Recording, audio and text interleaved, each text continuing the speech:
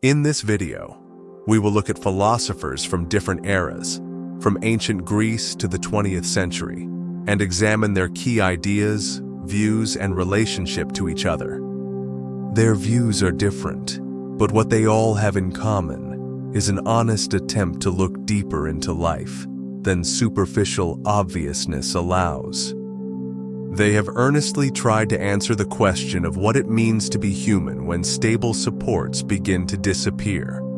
And each of them, consciously or not, entered into a dialogue with those who had gone before them. Let's join a conversation that has been going on for thousands of years. Socrates is a figure with whom philosophy often begins. But he did not call himself a philosopher. He did not write books, create doctrines, or organize schools. He simply talked to people, in the streets, in the porticos, in the market squares. He asked questions, sometimes simple ones, sometimes uncomfortable, and he did it with such persistence that he ended up on trial. He would say, "I know I don't know anything," and it wasn't a game of modesty, it was a principle. Socrates believed that the first honesty begins with recognizing one's own ignorance, because worse than ignorance is only the certainty of supposed knowledge. He could walk up to a poet, artisan, or official and ask, "What is virtue? What is justice? What is the soul?" And in the course of the conversation, it turned out that no one could give a clear answer. The essence of his approach was not to assert, but to clarify. He did not impart knowledge, but helped a person to see the weakness of his own beliefs. He called this method meutics, philosophical midwifery. He did not give birth to a thought for his interlocutor, but helped him to give birth to it himself. Philosophy, according to Socrates, is not a system, but a way of life. It is a constant inner work, revision, doubt, dialogue. He believed that no one consciously does evil, which means that a person can approach good through knowledge of himself. Therefore, the main commandment for him, know thyself, is not abstract. It is the basis of moral existence. Socrates refused to give simple answers. He did not believe that truth was the majority opinion. He believed that reason and conscience should be the inner support.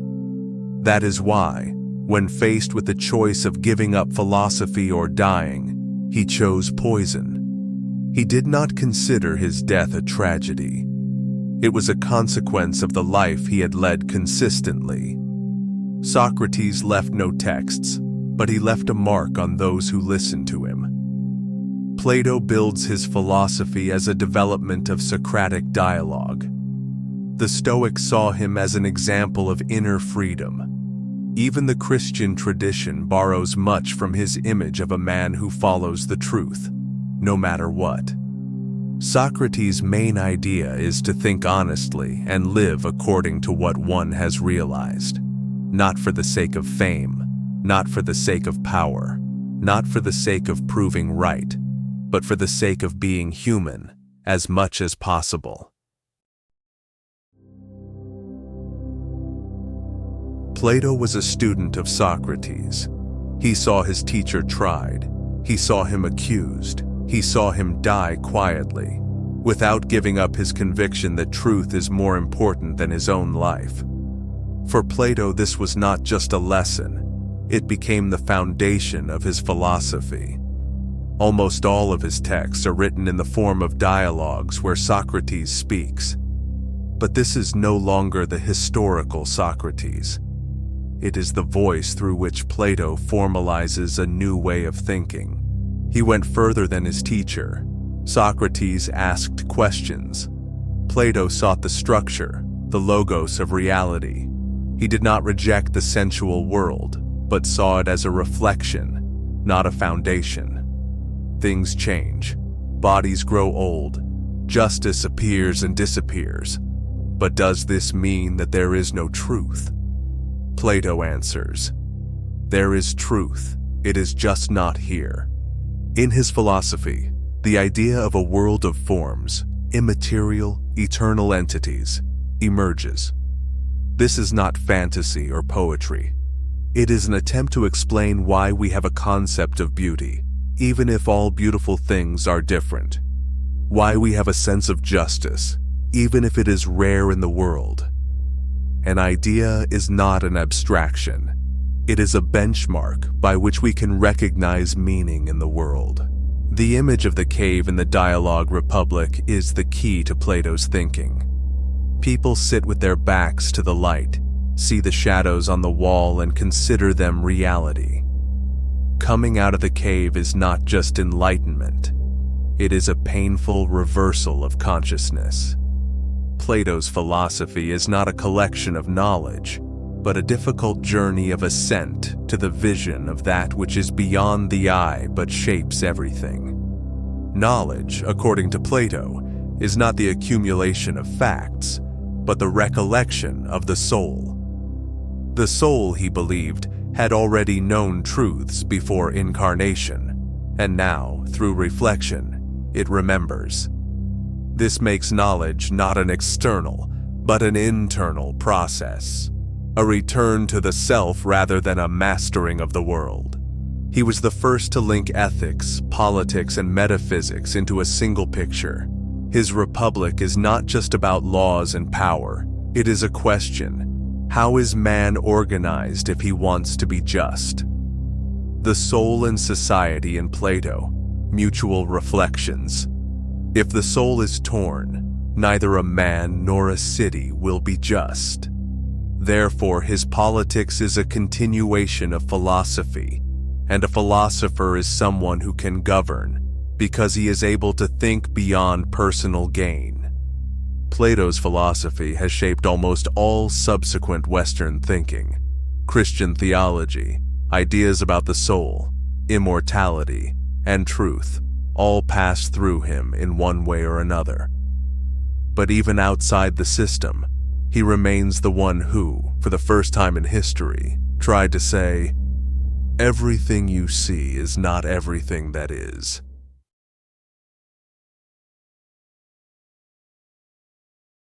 Aristotle was a student of Plato, but their views diverged sharply.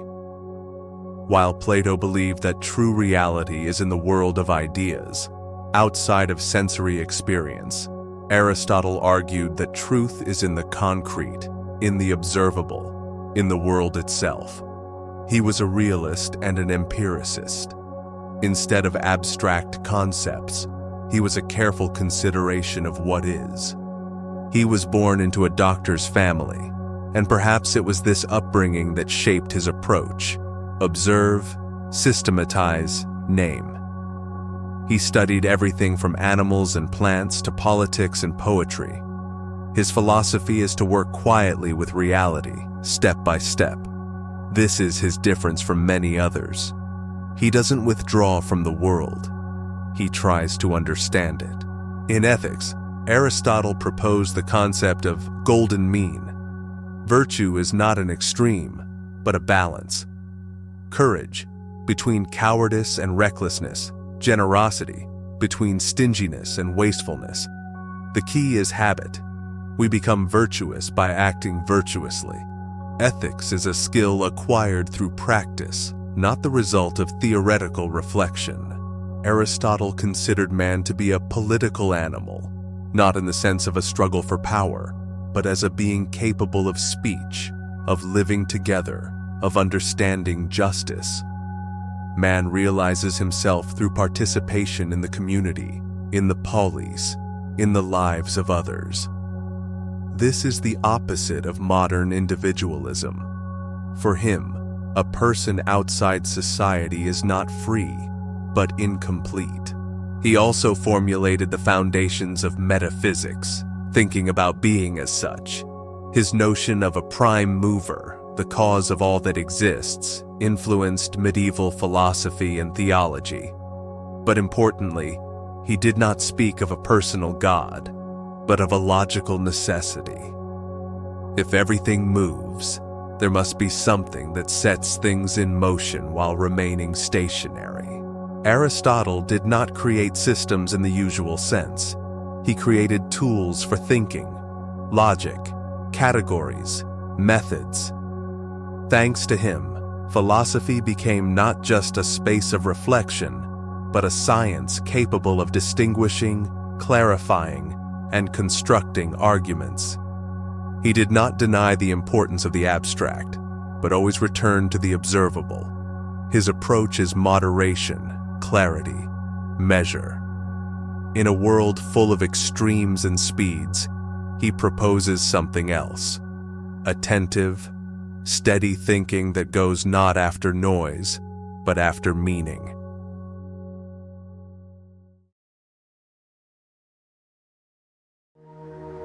Seneca was a Roman philosopher, statesman, and advisor to Emperor Nero. He wrote about virtue and moderation while living in a palace, amidst luxury and political intrigue.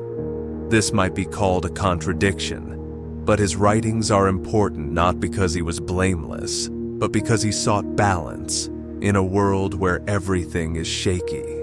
Stoicism, to which Seneca belonged, teaches not how the world works, but how to live in it if it is unjust and changeable. The main idea is that we cannot control the outside, but we can control ourselves. Loss, pain, fear are inevitable, but it is up to us how we perceive them. Seneca wrote that we suffer not from the events themselves, but from our view of them. This is the essence of the Stoic approach, close to modern psychology. Suffering is an interpretation. The Stoics believe that the only real good is virtue. Everything else, wealth, health, fame, is external and temporary.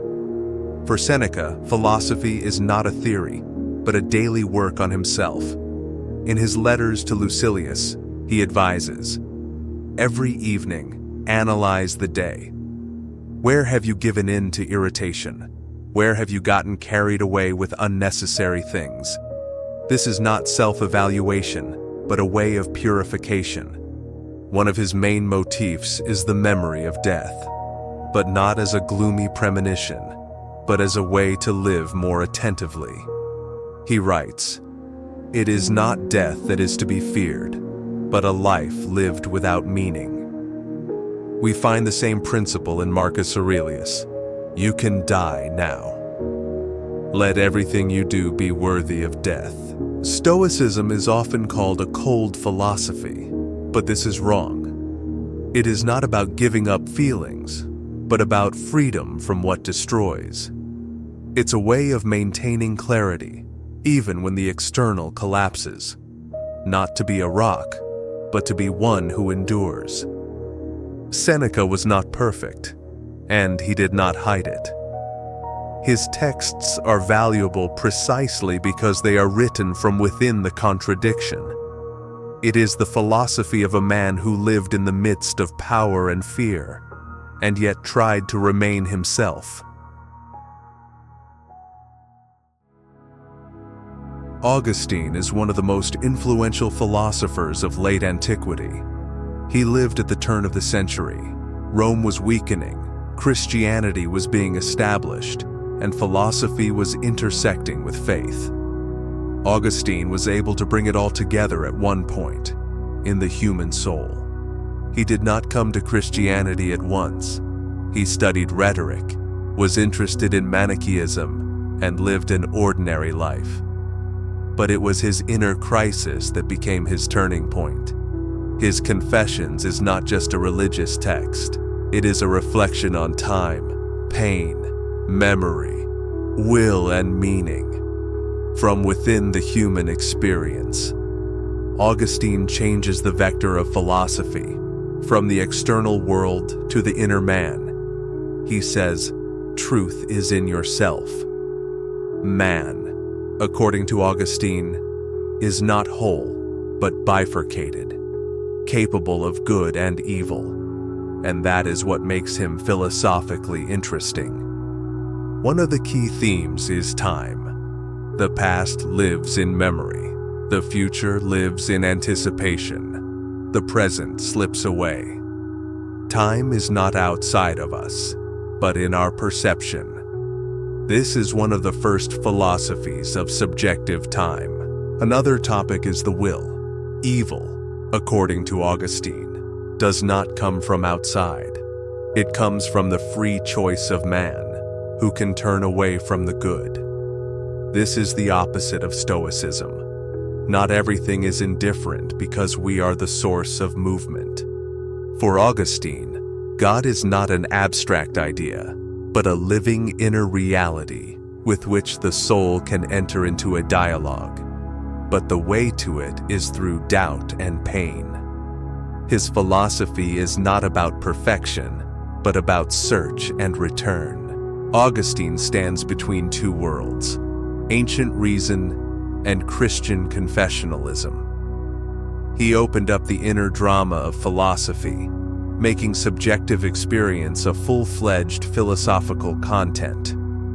And even if one doesn't share his faith, his writings remain relevant, because he talks about how to be with oneself when the external stops providing answers.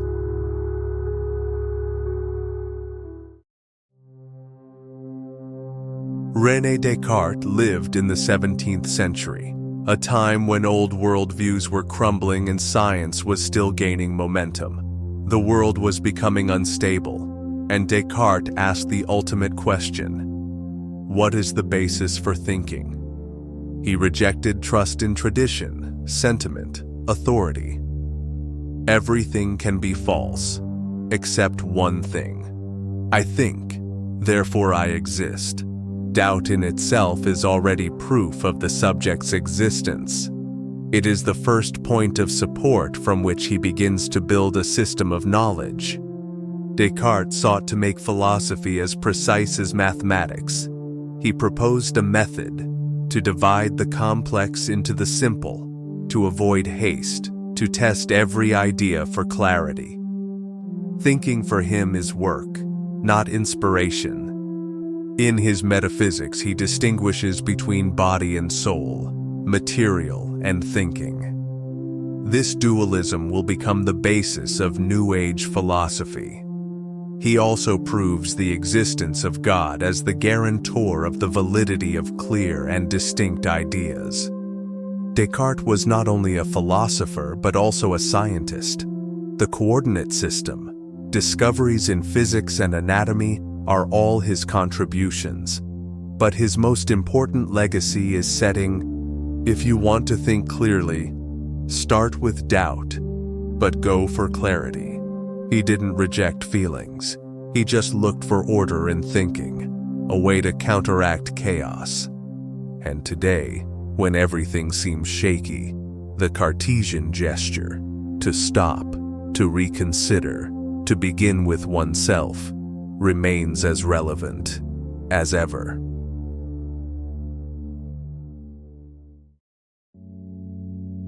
Benedict Spinoza was a philosopher who lived quietly and thought radically. His life is almost a parable. He gave up power, money, and academic honors. He made a living grinding lenses. He was expelled from the Jewish community for his heretical views, and he silently continued to write what would later be called one of the most slender philosophical systems in history. Spinoza began with the same idea as Descartes. Thinking must be clear. But unlike Descartes, he did not divide the world into soul and body. He said, all that is one. God, nature, being are all different words for the one infinite substance that exists not for the sake of something, but out of necessity of itself. Deus sive natura, God or nature. For Spinoza, God is not a person, not a being who judges, intervenes, helps. God is the whole of reality, infinite and self-identical. We are its modices, its manifestations. Everything that happens according to the logic of necessity. There is no chance. There is no will. There is only structure, which can be understood, if you think accurately. This thought is frightening. If everything is necessary, where is freedom? But for Spinoza, freedom is not about being able to do anything, but about understanding the reasons. A slave is one who acts under the influence of passions without realizing where they come from. A free man is one who sees connections and acts from reason. Freedom is rational necessity, not arbitrariness. Spinoza's ethics are unusual. He does not teach what is good and evil in the usual sense. He says, "Good is that which increases the strength of our existence. Evil is that which weakens it." Life should be clear, calm, reasonable.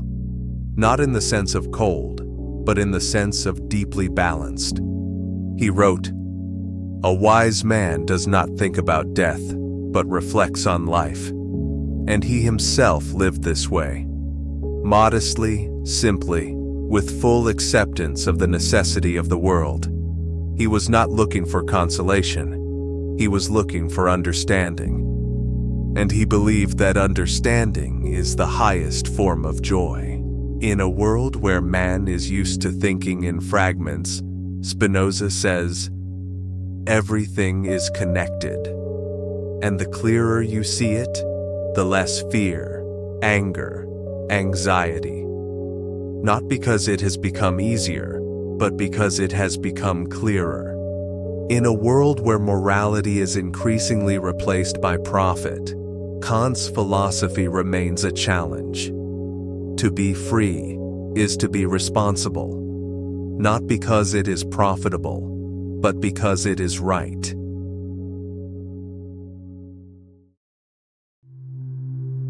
Kant lived in Königsberg and hardly ever left it. He led a measured life, working, teaching, thinking.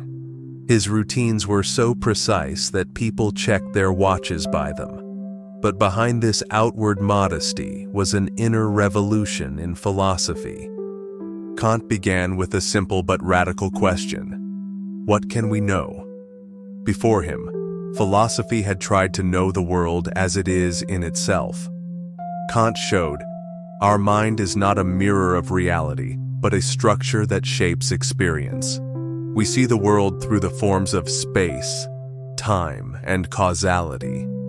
Not because that is the world, but because that is how we perceive it. He called it the Copernican revolution in philosophy. It is not the mind that revolves around things, but things as we know them that revolve around the mind. We do not know things in themselves, but only their manifestations, phenomena. This is limiting, but it also gives us support. We do not know everything, but we know the limits of knowledge. Against this background, he forms a doctrine of morality free from religion or utilitarian profit. The main thing here is the categorical imperative. Act in such a way that the maxim of your act can become a universal law, not for the sake of results, but out of respect for duty. Morality does not depend on consequences. It depends on the will. Kant asserts, man is an end, not a means. Everyone has inner dignity. This thought becomes the basis for the ideas of human rights, civil liberty, responsibility. He believes in the autonomy of the individual, not as independence, but as the ability to act according to the laws that man has chosen for himself as a rational being. He says that there are three main questions of philosophy. What can I know? What should I do? And what can I hope for? And it all boils down to one thing. What is a human being? Kant's rigor is not dryness, but an expression of respect for thinking. He does not offer consolation, nor does he promise insight. He simply shows that reason is not the one who knows everything, but the one who understands the limits and acts honestly within them.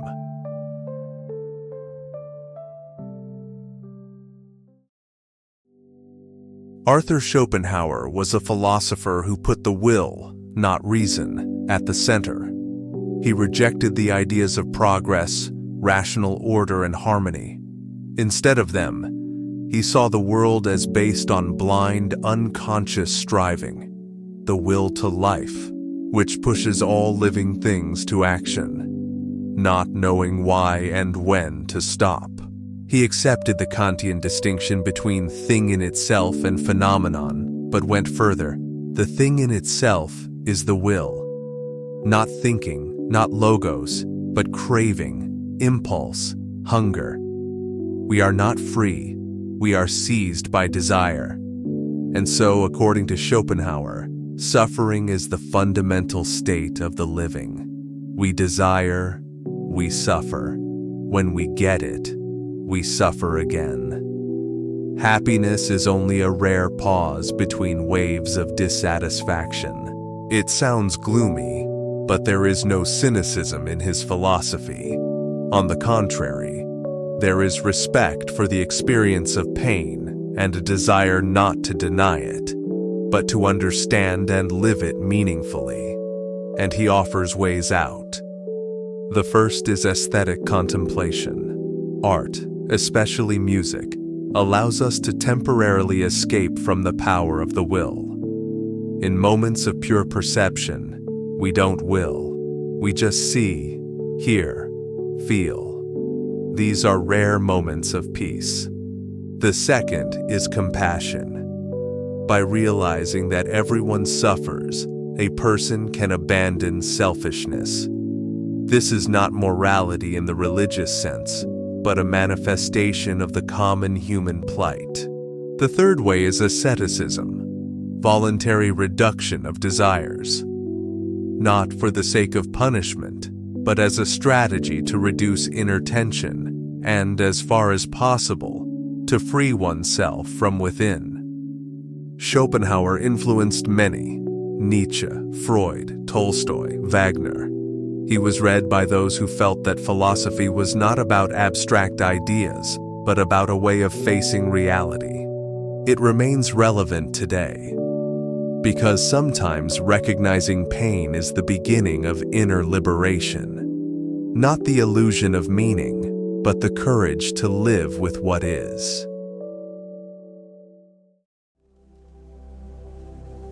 Friedrich Nietzsche was a philosopher who wrote like a poet, thought like a psychologist, and felt like a man on the frontier. He didn't create systems, he destroyed, not out of cruelty, but out of necessity. He felt, old meanings are dead, God was dead, morality is obsolete, man is lost, and philosophy faces a new task: to understand how to live after the collapse of the foundations. One of his key ideas is the death of God. This is not a statement of atheism. It is a diagnosis of the epoch.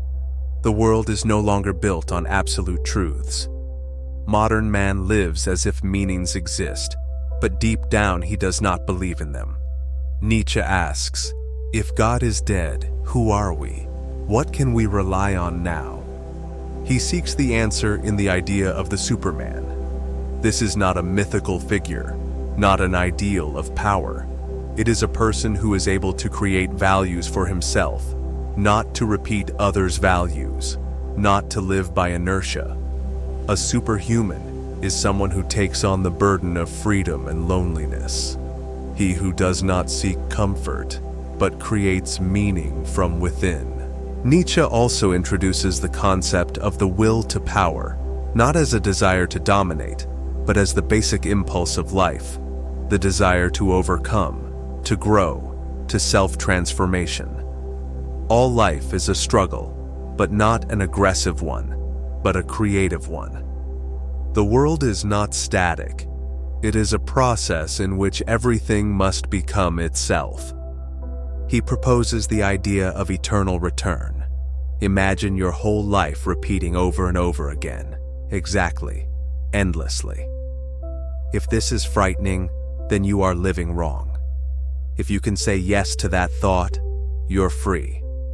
This is not metaphysics, but an ethical test. Are you living in such a way that you are willing to live it again? Nietzsche is not a moralist, not a pessimist, not a destroyer. He is an explorer of man's fragility, his lies, his hopes, his potential. He exposes morality as a form of fear and envy. He writes about resentment, the accumulated resentment of the weak that turns powerlessness into a virtue. And he contrasts it with strength, honesty, a gesture of spiritual maturity. Nietzsche doesn't give answers. He escalates the questions, and by this, he remains contemporary. Because an era in which meaning is unstable requires a philosopher who knows how to live in instability and not to look away from it.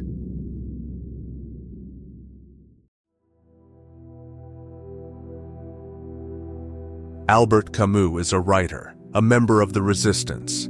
His philosophy was born not from theory, but from experience. War, pain, facing a reality that does not give an answer.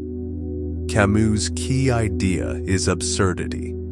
It arises where man longs for meaning and the world is silent. It is the clash between the desire to understand and the indifferent universe. But Camus does not suggest giving up. He asks a radical question. If life has no meaning, is it worth living? His answer is yes. The honest way is to live within the absurdity without denying it. This is rebellion, not to submit, but also not to lie to oneself. For Camus, the image of Sisyphus is a symbol of this state. The hero, forever rolling the stone, is aware of the meaninglessness, but he acts, and this is his freedom. Camus does not believe in utopias and ideologies. He refuses to justify evil even in the name of the highest. His moral is simple: do not cause suffering. To be human is already a position. In the novel The Plague, he shows, even if it is impossible to defeat evil, it is still possible not to participate in it. Compassion, modesty, honesty are more important than great words. Camus is called an existentialist, but he himself denied it.